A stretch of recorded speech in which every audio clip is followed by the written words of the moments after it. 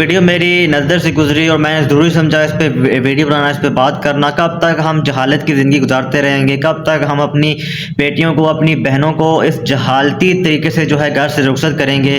کیا اتنی مجبوری آن پڑی تھی؟ کیا اتنا جو ہے آپ کے گھر میں آگ لگی ہوئی تھی جو آپ جو ہے اتنی ایمرجنسی میں جو محلے داروں کے ہاتھ جو ہے آپ اپنی بیٹی کو جو ہے رخصت کر رہے ہیں، اور جس طرح سے وہ پانی سے ڈولی اٹھا کر لے کے آ رہے ہیں وہاں پہ کوئی حادثہ بھی پیش آ سکتا تھا، اور آپ اپنی پھول جیسی بیٹی کو جس نے آپ کی خدمت کی، جب رخصتی کا ٹائم آیا تو آپ ایک محلے داروں کے جو ہے ہاتھوں میں اپنے اس کو جو ہے سونپ دیا ہے۔ کتنے شرم کی بات ہے، کتنے شرم کا مقام ہے۔ دیکھ کر میرا دل جو ہے بہت زیادہ خفا ہوا ہے۔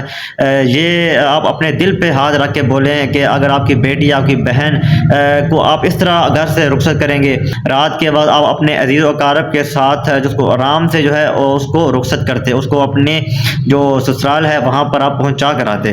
یہ کس طرح سے، یہ کوئی طریقہ ہے آپ اپنی جو ہے بیٹی کو، اپنی بہن کو جو ہے اتنی ایمرجنسی میں جہاں پانی اتنا جا رہا ہے، آپ محلے داروں کے ہاں جو ہے وہ ڈولی ان کے حوالے کر دیا، اور بس اللہ اللہ خیر صلی آپ نے بس وہ غیروں کے ہاتھوں میں بس دے دیا؟ یہ کوئی طریقہ ہے؟